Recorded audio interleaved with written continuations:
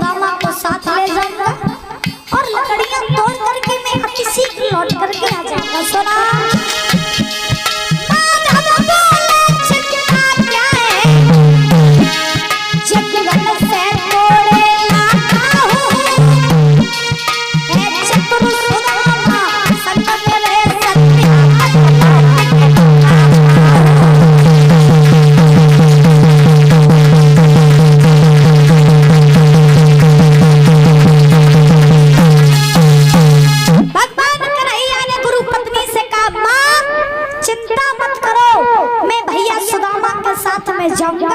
और लकड़ियां तोड़ करके अति शीघ्र वापस आ जाऊंगा। भगवान ने सुदामा को बुलाया। सुदामा को बुला करके आज भगवान जो है वो जंगल के लिए जाने लगे। जंगल के लिए जब जाने लगे तो उसी समय गुरु पत्नी ने सुदामा को अपने पास में बुलाया और सुदामा को पास में बुला करके मैया पीछे वाली हो गई पंचायत तो मेरी सुन ले मरिया साधन हुई चिल्ला चिल्ला सुनी काम लेना है। सुन ले मैया पीछे वाली अब तो सर्वतों मिली हो तो तुम बातें कर रहे मैया ये हमारे भाई मुँह कर ले। हाँ सीधे बैठ जाओ। का बात तुम लोग का चिड़चिड़ाए आराम से शांति बनाए रखो थोड़ा सा। और ये भैया बच्चों को बैठा दो, ये बच्चे शोर कर रहे, व्यवस्था बंद कर रही है। भैया बच्चों को एक साइड बैठा दो तो मैंने बेचारों को दे दो, परेशान हो रही है। बैठा दो कौ दिन हम ऐसे जाते हाँ लान लगाई रात बोली बोली भगवान की। ध्यान रखना परीक्षित महाराज गुरु पत्नी ने सुदामा को अपने पास बुलाया और सुदामा को पास में बुला करके गुरु पत्नी ने सुदामा को पोटली में बंद करके चने दे दिए और गुरु पत्नी ने सुदामा से कहा लाला सवेरे से तुमने कछु न खाओए और सुनो तुम दोनों लकड़ियां लेवे काजे जा रहे हो तो आए में पता नहीं कितनी देरी हो जाए, इसलिए ऐसा करो कि ये चने ले जाओ और जब तुम्हें भूख लगे तो मिलकर दोनों चना को चब लियो। सुदामा बोले ठीक है मैया।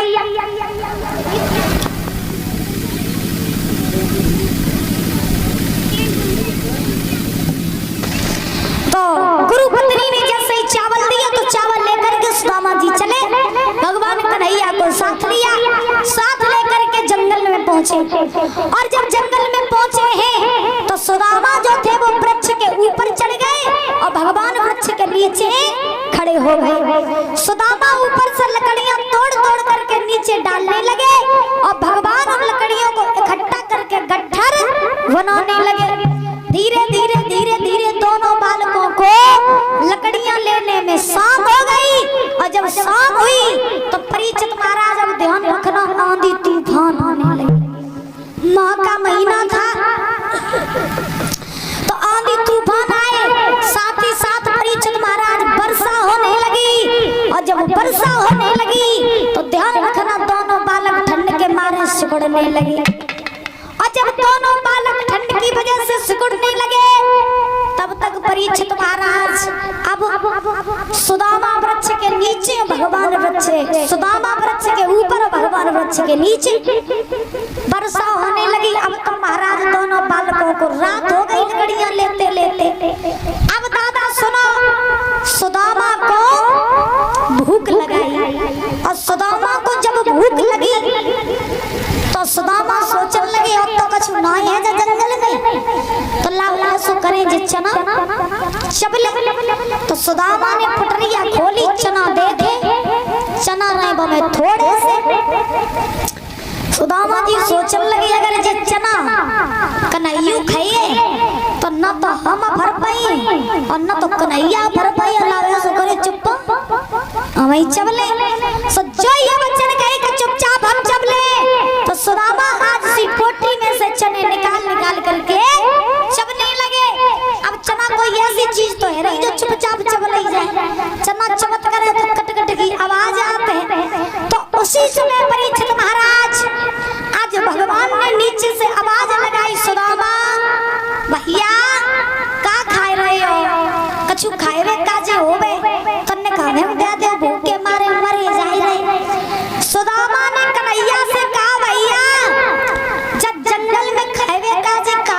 भागा रे हैं? तुम्हें नहीं पता ठंड के मारे दांत कट खाई रहे। देखो तो पानी बस रहा हो, हवा चल रही, सो दांत कट आए रहे, खाए कछु नहीं रहे। अब सुदामा महाराज खाओ लगे डरे हो जका दांत कट आए रहे। भगवान समझ गए कि सुदामा ने हमसे झूठ बोला है। लेकिन एक बात ध्यान रखना, बाबा गोस्वामी तुलसीदास जी कहते हैं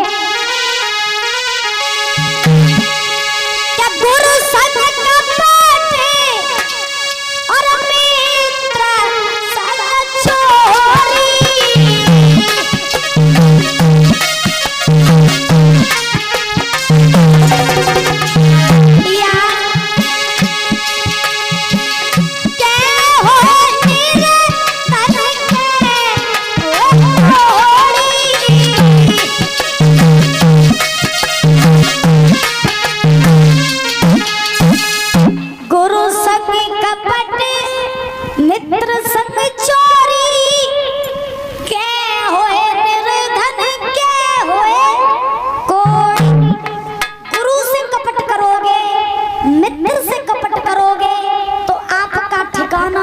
वाला नहीं है।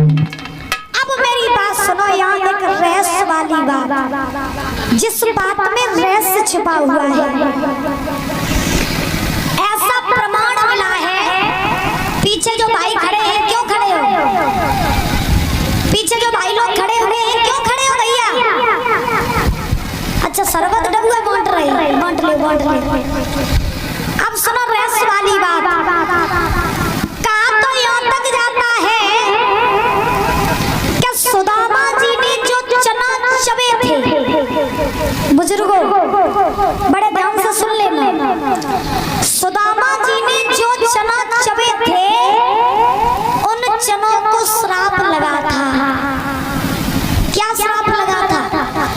उन चनों को श्राप ये लगा था कि जो कोई भी वो चने चबेगा वो निर्धन हो जाएगा।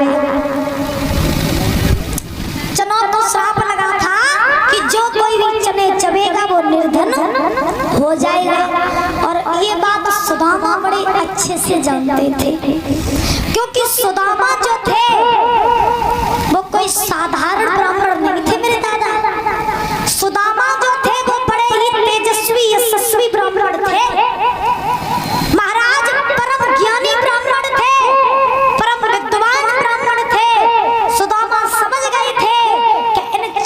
श्राप लगा है। और अगर ये चना हमने थोड़े से भी कन्हैया को दे दिए तो मेरा कन्हैया गरीब हो जाएगा। इसीलिए सुदामा जी ने वो चना खुद चबे थे। अब वो श्राप दिया किसने था ये भी सुनो। उज्जैन में एक बूढ़ी मैया रहती थी, बूढ़ी मैया बड़ी ही दीनहीन गरीब थी।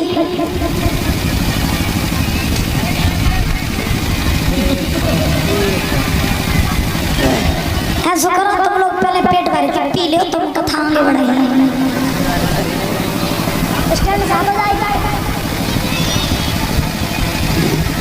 देखो नहीं रह जाओ, देखो नहीं रह कतई नहीं देख रहे।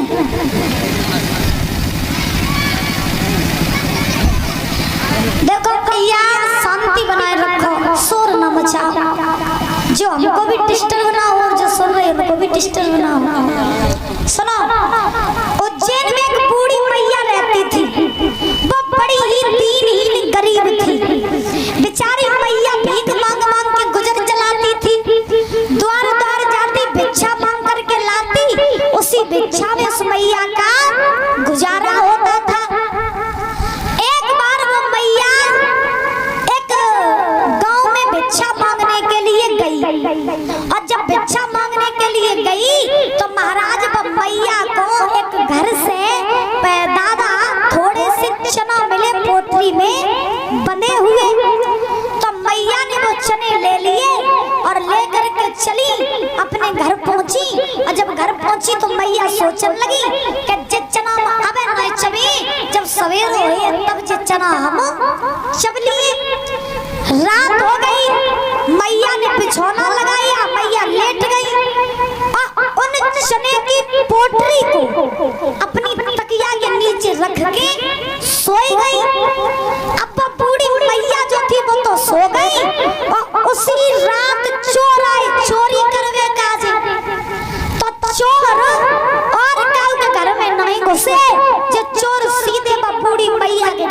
घुस गए और घर में घुस के अब घर में खबियान लगे के देखे सोनो चांदी कहाँ गड़ो धरो। अब सोनो चांदी होए तब तो मिले। सो चोरन ने पूरा घर छान मारो, जब कहूँ सोनो चांदी दिखाई नहीं पड़ो, एक चोर की नजर पहुंची तकिया की तरफ के पटरिया बंधी धरी। सो चोर एक दूसरे से कान लगे, भैया जे टुकरिया तेरी कसम बड़ी होशियार, देख सोनो चांदी संगे धरे के पत्ते, जब पटरिया में सोनो बंधो पटरी को ही ले चलो। सो चोर ने पई चने की पोटरी ले ली और ले करके वहां से भाग गए। और भागते भागते चोर महाराज गुरु संदीपन के आश्रम के पास पहुंचे तो एक चोर ने कही, भैया जब पोटरी खोल के देखो कि जब कितो सोनो चांदी, ऐसा तो नहीं कि जब हीरा जवाहरात भरे हुए। बोले खोलो। सो पोटरी को जैसे ही खोला गया तो जवाहरात हीरे तो हमें कुछ नहीं चना। एक चोर बोलो, भैया जाओ में चना है। तो दूसरा बोलो का करियो? बोले करियो का ही फेंक दे और का न लेकर करियो। सो चोर ने बई चने की पोटरी संदीपन के आश्रम में फेंक दी।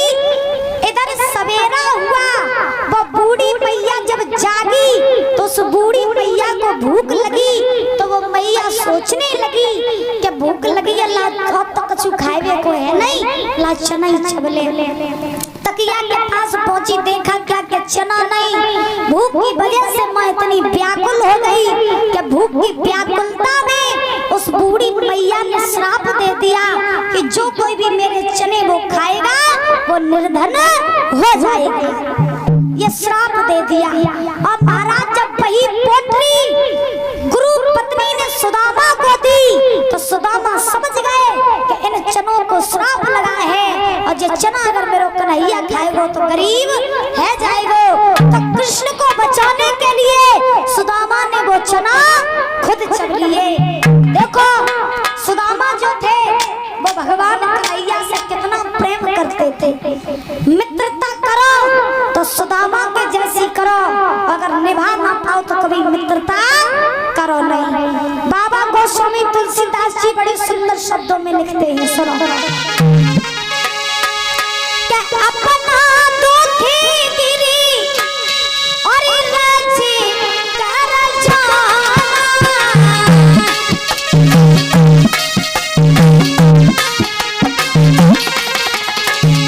मित्र का दुखी रजू में तू समाना।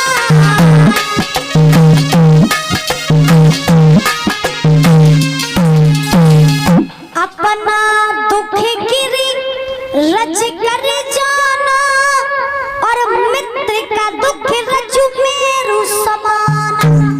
मित्र का दुख, मित्र किसे कहते हैं? मित्रता किसे कहते हैं? मित्र वो होना चाहिए जो दूसरे मित्र के दुख को अपना दुख समझे, जो दूसरे मित्र के दुख में पहाड़ की तरह खड़ा रहे, वही होता है सच्चा मित्र। और आज के जमाने में ऐसे मित्र कौन है? आज के जमाने में मित्र कम नहीं है। जहाँ देखो तो सलाई, दोस्त, फ्रेंड यही दिखाई दे। मित्र कम दिखाई नहीं दे, दोस्त, सलाई और फ्रेंड। और सुनो, दोस्त, सलाई, फ्रेंड ये कब तक के संगी हैं? ये तभी तक के संगी हैं जो तुम अपनी गाड़ी में डीजल पेट्रोल भराए रहो और अपने सलाइयन को घुमाए रहो और बढ़िया रेस्टोरेंट में जाके पिज्जा बर्गर खवाते रहो। तो जे महाराज सलाई है और जो महाराज गाड़ी में पेट्रोल डीजल खत्म और तुम्हारी जेब में पैसा खत्म, सो कहाँ के सलाई, कहाँ के दोस्त, हम काऊ नहीं जाना। बोली गोविंद भगवान की। तो ध्यान रखना, ये दोस्त, सलाई, फ्रेंड तुम्हें तभी तक के संगी है जो तुम्हारी जेब में रुपया, और रुपया खत्म तो मित्रता खत्म। बोलिए गोविंद भगवान की। आज ध्यान रखना, सुदामा ने वो चना शबने के बाद में दोनों बालकों ने परिचय महाराज लकड़ियां लेकर के आश्रम में वापस लौट कर के आए। आने के बाद में भगवान कन्हैया और सुदामा ने भिक्षा ग्रहण कर ली। सुदामा जो थे वो अपने धाम को चले गए। भगवान जो थे वो द्वारका के राजा बन गए। सुदामा ने सुशीला नाम की कन्या के साथ में विवाह किया और विवाह करके बड़े आनंद से रहने लगे। ये सुदामा जी जो थे ये पोरबंदर के रहने वाले थे।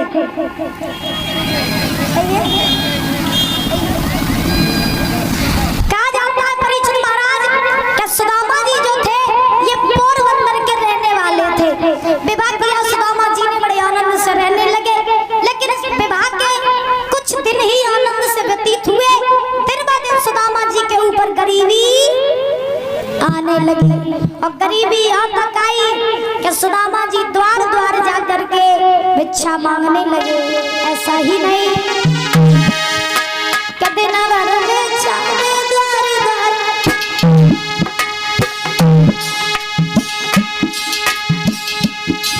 दिन भर भिक्षा द्वार द्वार, दाता दाता चिल्लाते है, किसी रोज भी जी भर के और डाल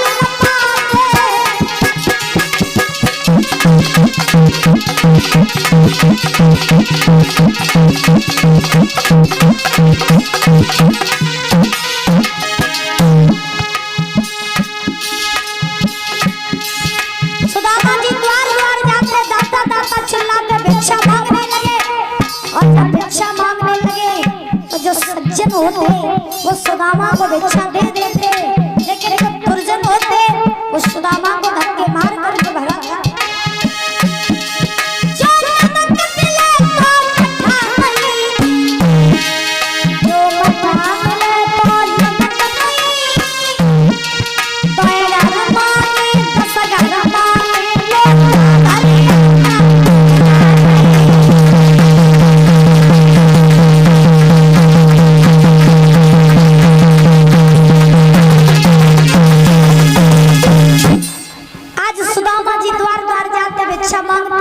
सज्जन जो होते वो भिक्षा दे देते, लेकिन जो दुर्जन होते वो धक्के मार मार के भगा देते।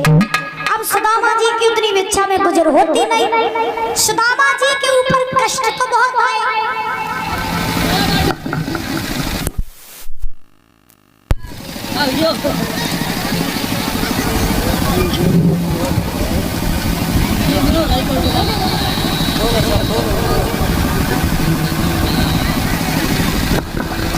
बोले बंधु भगवान की।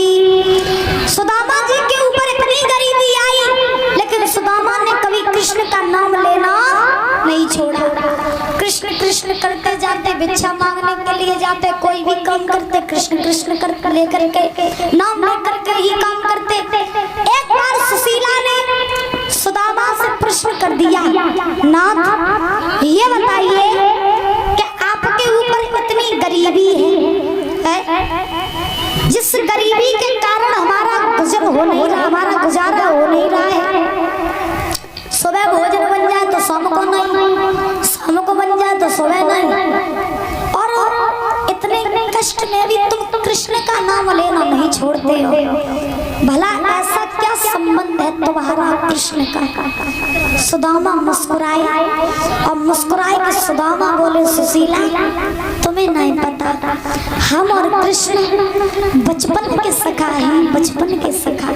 संग संग खेले, संग संग पढ़े, संग संग बड़े हुए, एक ही थाली में भोजन किया, और हम और कृष्ण बचपन के मित्र हैं। तो सुशीला बोली, अब भी कृष्ण है कहाँ? तो सुदामा बोले, सुशीला अब तो मेरो कन्हैया द्वारका को बहुत बड़ो राजा बन गए, बहुत बड़ो राजा। सुशीला बोली, तुम्हारा मित्र कृष्ण इतना बड़ा राजा और तुम अपने मित्र के पास नहीं जा रहे हैं? तुम द्वारका में नहीं जा रहे? प्रभु मेरी बात सुनो, तुम द्वारका में चले जाओ, कृष्ण तुमको अपना ले ले, ये गरीबी दूर कर देंगे। सुदामा कहने लगे, सुशीला तुम्हें नहीं पता है वो इतना बड़ा राजा, हमें तो मेरा कृष्ण भूल गया होगा। अरे मेरे जैसे महात्मा, मेरे जैसे ब्राह्मण कन्हैया को दिन में 1000 मिलते होंगे, और तुम जब कह रही हो कि कन्हैया मुझे याद रखेगा, मेरा लाला तुम्हें पता नहीं कब का भूल